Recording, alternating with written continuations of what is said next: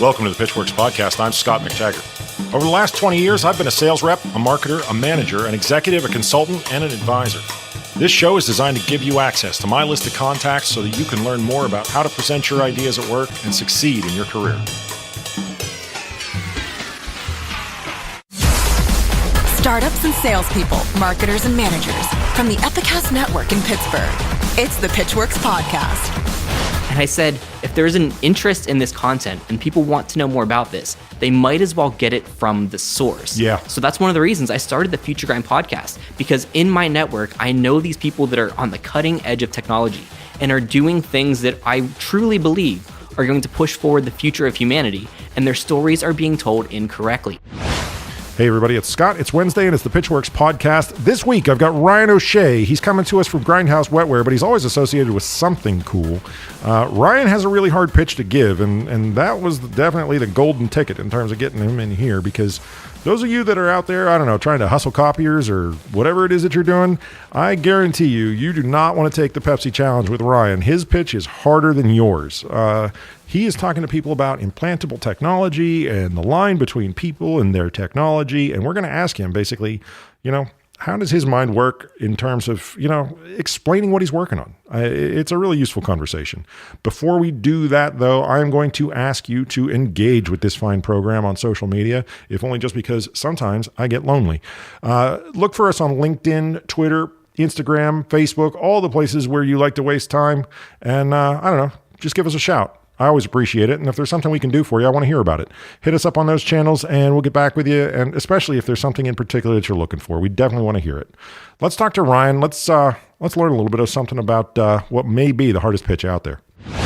Couple of podcasters in the same room. I got Ryan O'Shea, Future Grind podcast, Grindhouse Wetware. You got a lot of irons in the fire. How you doing, Ryan? Doing good. Great to be here. I'm so excited to be on this podcast. One of my favorites. So you can't mean that. I do mean that. Have you ever heard it? I have heard it. If Wow. you're anyone in the Pittsburgh startup scene, you've been on Pitchwerks and listened to Pitchwerks. So I am so excited to finally maybe get to that level. Dude, I kind of feel the opposite, right? I kind of feel like I can't believe Ryan is slumming his way into the Pitchwerks studios today, right? I've seen what you've been working on and take this as like a completely there's no joke, there's no humor here. You have had a lot of irons in the fire and they've been useful irons. I like a lot of the projects you've chosen. And I really appreciate you coming in. Oh, I'm glad to be here. So we got to talk about probably, I would venture to say, a pitch that is harder to make than probably anything any of our listeners will ever try to do. You're the spokesperson for Grindhouse Wetware, which on the one hand, we all know that there are these technological additions to the human condition that will make life easier. But there's this weird resistance point where people are like, well, how much tech, how much intervention is too much? Does that kind of capture how you feel, the market's responding? Exactly. And I think when you talk about pitches, what you're getting at here is I'm not pitching a product. I'm pitching a whole new idea of how we should interact with technology and how we should envision society for the future. And that's it's kind of a hard pitch to make, especially when people are so ingrained in this thinking that they've had for centuries at this point that humans have had. It's true. Now, for the purpose of this conversation, one thing that I want to do, I have this thing that I call the kitchen junk drawer, okay? The kitchen junk drawer is kind of like the answer that people give you that requires the least amount of effort to further process. And the kitchen junk drawer answer for tonight's session is religion. Yes. Okay? I don't want to talk about religion tonight. Okay. The conversation people spend the most fuel on is, I feel icky, right? And then it feels like your tires are getting stuck in the mud. Mm-hmm. I don't know if that's the same experience for everybody. Like they all have the same reason that they feel that way, but I definitely want to dig into what that is and why it is. If you'll indulge me on it. You've got a podcast. I do. You talk about this. What have the reactions been to you talking about it? Well, it's really interesting. What Grindhouse Wetware is focused on is human augmentation and using technology to overcome human limitations. And when we post things on social media for our audience, the acceptance rate is, people are finding us because they're interested in technology. They are early adopters, so they're very accepting. But it's so interesting to watch the comments when we were just recently featured by the New York Times. Right. And people were just like, oh my gosh, Congratulations, what is this? by the way. I mean, the paper a record picked you up. That's a pretty big deal. Yes, yes. So I mean, we're pretty excited about a lot of the press that we get. We just wish that even the media that covers us was a bit more in tune with exactly what we're saying, because even they get a lot of things wrong. And honestly, that's one of the reasons I started the Future Grind podcast, because Grindhouse Wetware was getting so much national and international press attention that was just getting things wrong. And I said, if there's an interest in this content and people want to know more about this, they might as well get it from the source. Yeah. So that's one of the reasons I started the Future Grind podcast, because in my network, I know these people that are on the cutting edge of technology and are doing things that I truly believe are going to push forward the future of humanity, and their stories are being told incorrectly. And I wanted to correct that. That is, in the sales and marketing universe, an education component, right? You've identified step one, which is like, okay, well, people are operating from false starting points, right? Let's assume bad faith for a moment, right? Let's assume, wow, that was a really harsh way of saying that. How about this? Let's assume that it's something other than just inability to access correct data. That's a more diplomatic way of saying what I said. Do you get the feeling like the reason it's presented unevenly is because they are trying to appeal to the audience? I think a lot of that might be the case. I think a few years ago, there was a lot of press in the human augmentation space, and we turned down many very well-known news outlets that wanted to do stories on this because we knew from how they were talking to us that they were going to sensationalize it, and they were going to kind of make it tailored to their audience, whether that's for clicks or advertising revenue or whatever they need to do to pay the bills, which I completely understand. But recently, just within the past 1 or 2 years, I've seen this shift from the coverage is no longer saying most often that we are, crazy people who are implanting technology into the body and we're all going to die. These white people are bored, right? That's Exactly. basically the story, right? It's always like this guy with a beard is bored, Yeah. Congratulations on no beard, by the way. It seems like there's a lot of those folks in the grind community is like, oh yeah, you know what? I got the thick glasses and the beard going. Ryan is doing it a little differently. I definitely don't look like the typical people who are in this community. But as I was saying, I think a lot of the more recent press that we've been getting is now accepting that we are maybe perhaps on the forefront of something, and that's coming around. And I think if the media is slowly coming around, that's indicative of society slowly coming around, which really excites me. I don't touch on your appearance frivolously. I mean this, okay?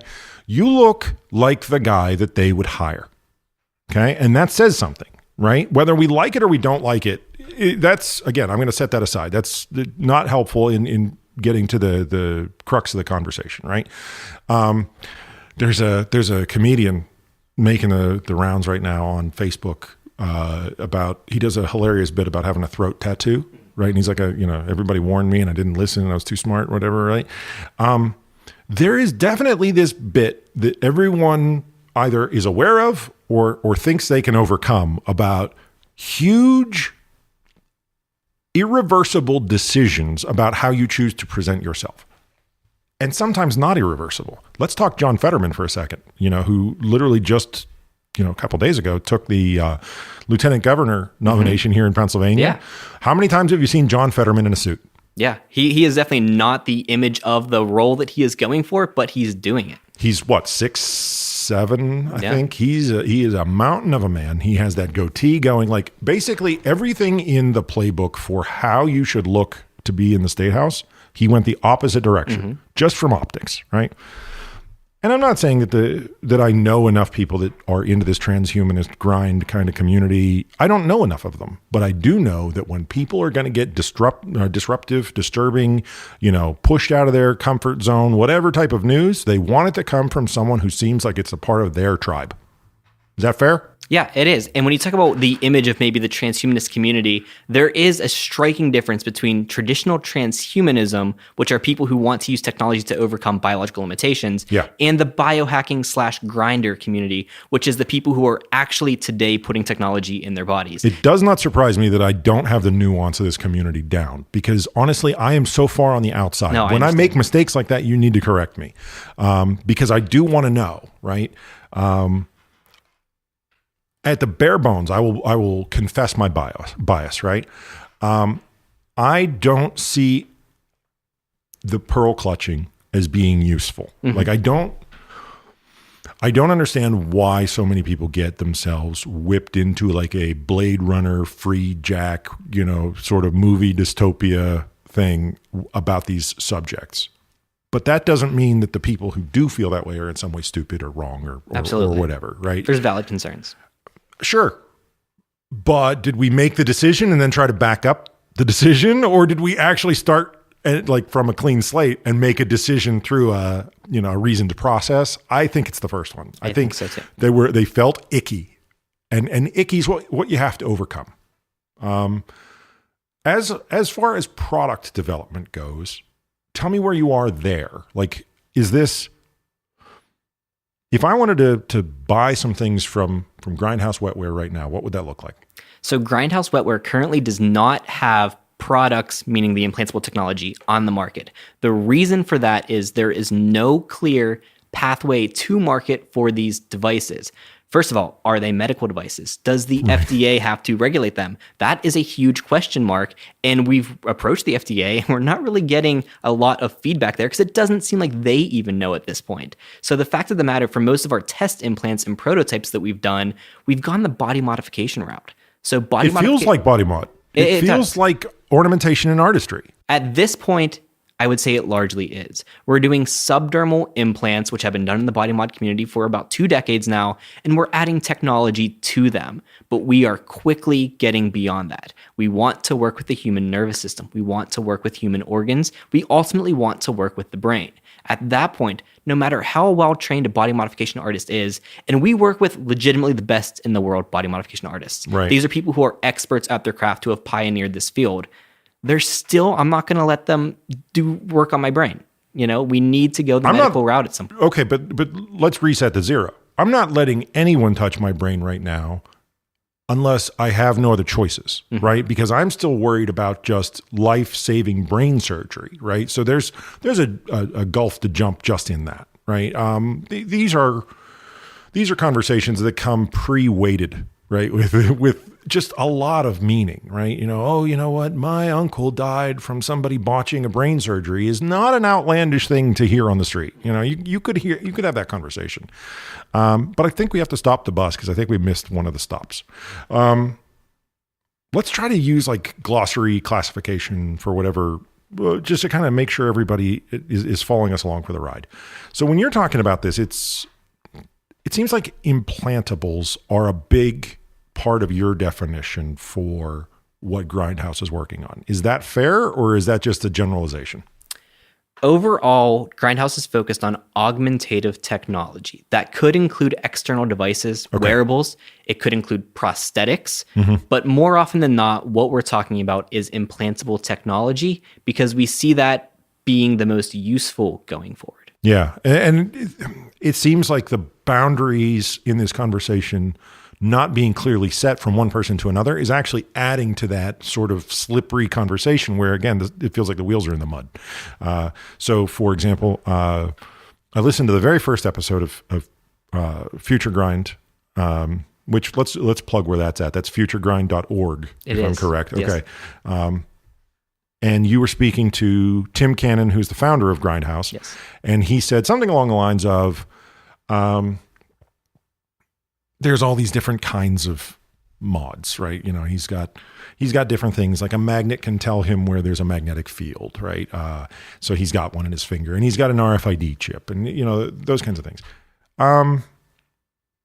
That in and of itself doesn't feel like anything that anybody would object to. You say, oh, it's a magnet under my skin. Like, okay, is it weird? Maybe a little bit. Right? It's probably not something you want to tell Aunt Nancy, right?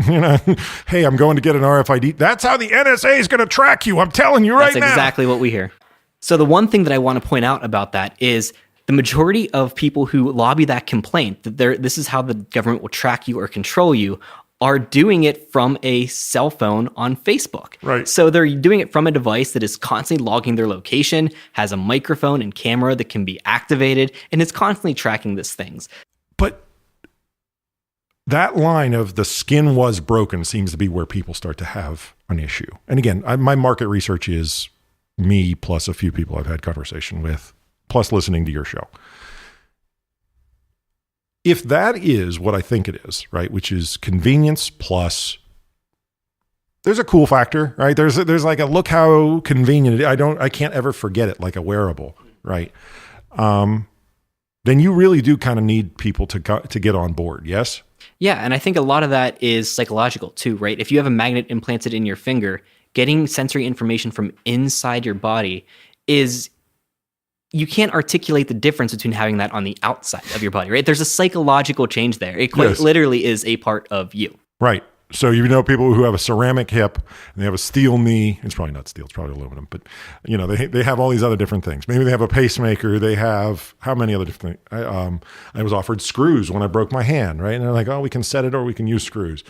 So having what I will broadly refer to as surgical steel or whatever underneath my skin wasn't a problem when a person who looks like you, I'm going to come back to that, said it was necessary. Yes. Dude with throat tattoo seems to present a problem. Absolutely. So the messenger seems to be what we need to focus on. Yes?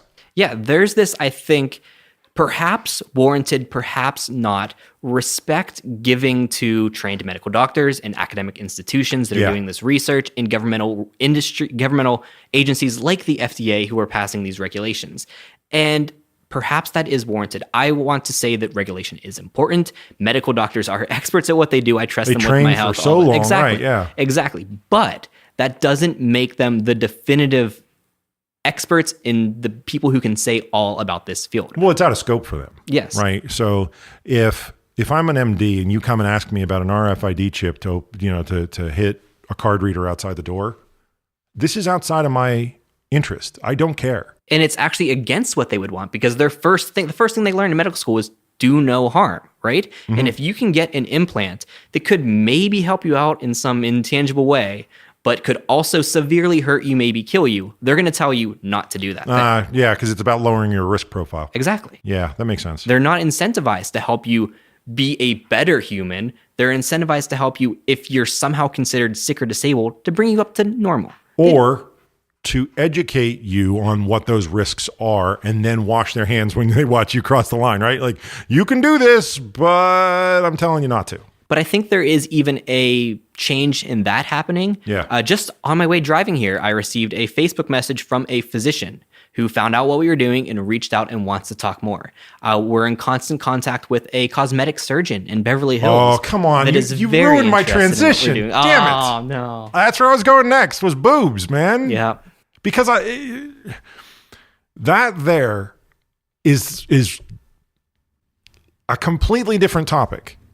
When we talk about the MD, right, the physician that we were just heaping praise on a minute ago, that person, and look, obviously the person who, saves you when your appendix ruptures or whatever is a different person than the person that does cosmetic surgery. But I don't see that difference. I don't either, because the medical industry today, there are people who do elective augmentative procedures, and they are called cosmetic surgeons. And you can say that there is a health reason to do a breast reduction or some of these other changes, and often there is.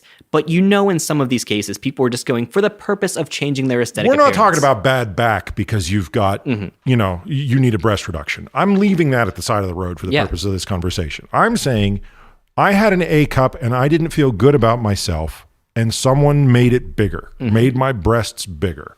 And that feels like a direct comparison to an RFID chip in your wrist. It is so much more invasive and risky than an RFID in your wrist. If you look at, be very cautious about this, but if you go to YouTube and look up some surgical procedures that are often done in the cosmetic surgery field, it is some gruesome stuff. Yeah. And surgery in general, I mean, is always dangerous. And there is lengthy recovery periods. There's things that can greatly go wrong. And at the end of the day, if everything goes right, you look different. Yeah. Right. And what we're talking about here is technology that is at this point nowhere near that invasive, nowhere near that dangerous, and can actually augment your abilities. So rather than aesthetic appearance, this changes function.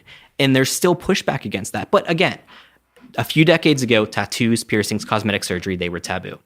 Now they are almost ubiquitous. Okay, so it's obviously not about an unnecessary incision, right? Yeah. The icky feeling that we talked about at the very beginning of this conversation can't really 100%, if we're being honest, be about unnecessary incisions. I think it's the technology part of it, right? We, for decades, movies and popular culture have been saying, not even decades, The earliest stories of human man were about our ambitions in technology going wrong and destroying the planet or destroying ourselves. It seems like a morality play. It seems like, see what happens. And understand, in a lot of ways, I'm on board with these people when it comes to legitimate changes to organisms that we don't understand, right? Like if somebody just like used CRISPR and was like, I don't know, push this button, right? And you didn't know what was going to happen, then you deserve a face-eating monster. You just now the rest of us don't deserve it is the problem. You, the one that decided to just go and like slam his face on the keyboard to see what kind of things you could create. Okay, let's make a movie about that stupidity. Fine, right? But no, I think we're back to the messenger and the way the message is composed, right? You saying in someone's face really loudly, you should just get over it is obviously not going to win people over. You telling people that the government is going to make them put that tracker in their arm is guaranteed to make sure it's never, ever allowed. You saying that you could improve someone's resistance to some disease. Now all of a sudden they're on board because now you're talking medicine.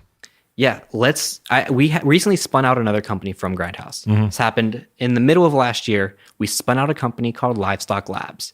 They now have over $2 million worth of funding, and they're based in Sydney, Australia, and they are using the technology we developed at Grindhouse for the purpose of tracking the health and diagnosing medical conditions in cattle.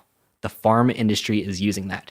And what we say is this is a great way to prove the technology, prove it's safe in an industry that currently has this need. Yeah. And at the end of the day, if we can predict an illness in your cow or in your dinner before we can predict it in you, right? That's a problem, right? Absolutely. You remember when, what was his name? I want to say Tommy Thompson. That might not be correct. He was Health and Human Services Secretary under Bush 43. And he once famously got up at the podium and said, if you really want to be worried, worry about the food supply. and everybody went, my God, why? Because remember, this is not that far removed from 9/11 and all those kinds of things. And he just basically told him, was like, yeah, we're not really watching the water or the food. So there's, once you realize, talking about risk profiles, right? You realize how many millions of acres are devoted to unsupervised cattle eating things and being affected by things that you may not always be aware of. Exactly. If I'm you at this point, see if this feels right. I start talking about what the outer layer of the tech looks like, because I think that's what people want to know, right? Like if its impermeable outer layer means that your white blood cells aren't going to get in there and open up the battery. I mean, I know this is hard for you to believe, but I'm not a scientist after that sentence. But I think the first bit is safety, that there is a hard line between the organic and non-organic. Mm-hmm. Does that feel like a direction that people would want to hear you go? Yeah, there is a lot of concern about safety. And I think the assumption when people hear about this is they automatically assume that it's not safe. But implants have been put in the body for a long time now. We have data that shows how medical devices, pacemakers, cochlear implants, deep brain stimulators interact with the body. And there are approved materials by the FDA, whether they're resins or polymers or any other coatings metals that can be used in the body and have been proven to be safe. I think that's where you got to go. And I think that's the statement you lead with. Yeah. Don't worry. It's this amazing resin, which is, what did you say? Not cytotoxic? Yes. That's a great word. That's a fantastic word right there. And whatever testing you have, I mean, I don't know if that's something that you can put into a video and show them exactly what rigorous process you ran it through. But I think these are the steps toward acceptance. But there is some point when you're going to reach that area where you hear the story of the person who had the implant that diagnosed their heart attack before they had it and saved their life. And you're going to wonder, well, why don't I have that thing? Yeah. If it could save your life. We have life alerts for seniors or people who've just had a surgery. And you hope that if there's an emergency situation, they are cognitively aware and physically able to hit the button on their life alert. Yep. Many cases, they can't do that. If Absolutely. there was an implanted device that could automatically trigger help, interact with their surroundings. So if they fall, their doors unlocks, the light turns on, the alarm goes off, someone is notified. That could legitimately save lives, and that's what I want to do. The second part of that is there's a lot of, I think, justified concern around companies like Facebook and Google. And look at things like Cambridge Analytica, where data was used in ways that the users were not aware of and did not agree to. And what we focus on at Grindhouse Wetware and in this community is being open source and being transparent, that you should own your data. Mm-hmm. You should have access to it if you ask for it, and you should be able to sell it and make money if you want to sell it and make money, because there could be incentives for you to do that. Right. But that should be transparent and known. There shouldn't be a company that controls your data. And I think a lot of the concern that you hear about is, would you want to get the Google implant? Would you want to get the Apple implant if you knew that they would own your heartbeat? Right. No. So this is the old, Windows and Apple versus Linux argument, right? Back in the day when, Linux was literally like just buying a bunch of like unspecified screws and bolts and whatnot, and they'd be like, here, put this together, right? Nobody thought anything was going to happen with it. Then when it started looking like it might steal some market share from some of the larger players, it became, well, it's open source. And that means anybody can get in there and just see the code. And then the evolution became, and I hope you see the parallels, right? It's the same conversation. Then it became, well, that also means that everybody can inspect it for their own use. But it takes a while. It is a mental journey you have to follow from, I don't want to put together my own operating system, and that's what I'm told I have to do with Linux, to, what is it? 65% of the world's smartphones are all run on Android. Yeah. So there's an interesting thing there when it comes to the open source and the closed source argument is, I have a friend, Enno Park from Germany. He has a cochlear implant to help him hear. Right. He wanted to adjust the settings because the device itself is physically capable of allowing him to hear beyond the human range of perception. The company would not let him do that. He went to his audio specialist to get it adjusted. Yeah. They refused to. Right. He can't control his own hearing. He can't control the sensory input of his body. He can. He cannot compel someone else to do it, and they won't give him the information to do it himself. Exactly. Right? So in other words, it has to be a trial and error on his part, and then the risk becomes real. Right? He's like, okay, here's the screw. Go ahead and turn the knob. No, this is the sticky bit, right? The definitions have to be super clear. Yeah. He can change it. He just can't do it with help. Well, they wouldn't even give it. Yeah, he directly asked for access to basically it's software, right? The guy types a number into a computer and it's changed. They wouldn't give him access to any of that. Right. That's very interesting. Speaking of other countries, right? Again, unfortunately, sitting in this chair, I become hardwired to think about the 10x return, right? It just comes with the territory. A lot of medical frontiers seem like they're just out of reach, and then people get on a plane and fly to wherever to put it within reach. I'll give you an example.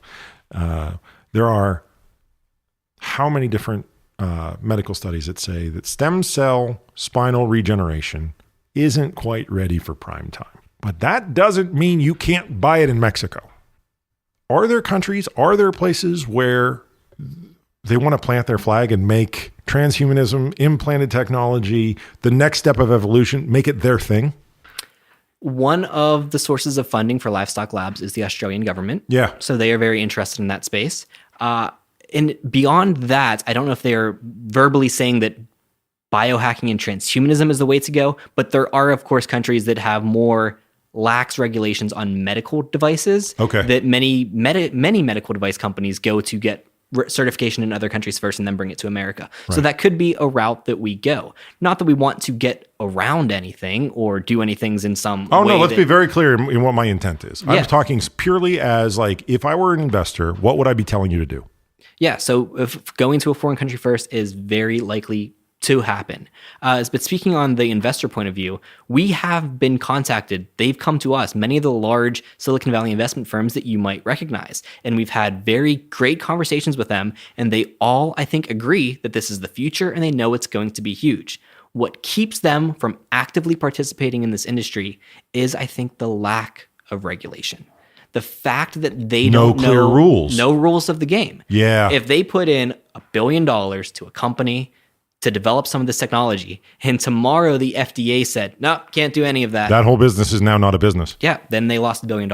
So we need regulation. Yeah. We need someone who say, this is the pathway to market. And really interestingly, with Grindhouse Wetware, I mentioned we spun out Livestock Labs. We're about to spin out a second company to focus on bringing a new implant to market that includes gesture recognition. Basically, so you control Internet of Things devices with the wave of a hand. Nice. So there's a lot of potential there. But we are trying to bring this to market. And more than that, what I am interested in is that battle to bring it to market, to show that when even more useful technology comes later, there's already a path established. And I want to be on the forefront of that. I want to be on that front line. I have to ask now, when you look at the long-term plan, right? 1 year, 5 year, 10 year, right? You had to make the decision that this was a company that you needed to be associated with, right? And what I'm hearing is, we know there's something here, we just don't know when, right? That sounds like a recruitment challenge, right? You have these people that want to put money into the company. You have people that have, a pretty good sense of like, oh, I like what you guys are saying. I like this idea that we're doing things that nobody else is doing, but you got to keep the belt tight until the rules of the game are established and you can actually go to the market, right? Is this even a place where you feel like you're missing out on talent? I think so. And there's a lot of kind of controversy within the community itself where I am one of those people who are very much in favor of regulation. Then there's some people where they're quite a little bit more on the anarchist side, honestly, in the community, who just don't want anyone to tell them what they can and cannot do and what things they should. And I am a slightly, sympathetic to their concerns, right? If bodily autonomy is huge, you should be able to do whatever you want to your body and people shouldn't be able to stop you. So, for example, I have a friend who was just a recent guest on the Future Grind podcast who is injecting himself with a CRISPR system to increase muscle growth. This was Rich Lee episode? Rich Lee. So this has been a study that's been proven in mice. It's used already in dogs and cows, and he's trying it out on a human. Right? He should be able to do that. I don't think that should be offered for commercial sale to people to try. But as a person who's done his research and understands what he's doing, if you want to CRISPR yourself, go ahead. They're your genes. Absolutely. I identify with that to an extent. I also think, though, that there is that icky feeling is the driver, right? It is just showing up in a different way. And again, it's like you can choose to do combat or you could choose to do charm offensive, but those are the only two options. And they don't blend well. Like, we'll do 50%. I'll be really rude while I'm being nice. I'll be, militantly pleasant. It's like you accidentally ended up in the middle of the culture war, right? Which is rekindled. I mean, we're seeing it around us. Like, there's all kind of, 1950s nostalgia for people who never even saw it in a lot of cases. And that happens to be sort of contemporaneous with everything else that we're discussing. I think if I were in charge of your sales and marketing, the next thing I would do is I would make it so that all doctors had to have throat tattoos. Ryan, thanks for coming to the studio. No, thank you for having me. Future Grind. That's the podcast. You can find out a lot more about this topic and a bunch of other different things. Ryan's a sharp guy. Make sure you check it out at futuregrind.org. Okay, that's the end of this week's show. Thank you to Ryan and everybody over at Grindhouse. Make sure you check out the Future Grind podcast at futuregrind.org. I guess that's everything we got to cover. Make sure you rate and review us. I love saying that. It's a really good feeling every time it rolls off my tongue. We're going to get in the lab. We're going to make another one of these shows. We'll catch you next week. Let's call it Wednesday morning. Make sure you subscribe so that you get it automatically.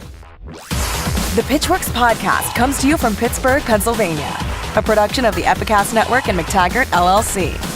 Engineering and production by Buzzy Torek and Nick Miller. For more information, show feedback, and ad sales, visit pitchwerks.com. pitchwerks.com. On social media, find and follow the show on Twitter, LinkedIn, Facebook, and Instagram using that same brand name, pitchwerks.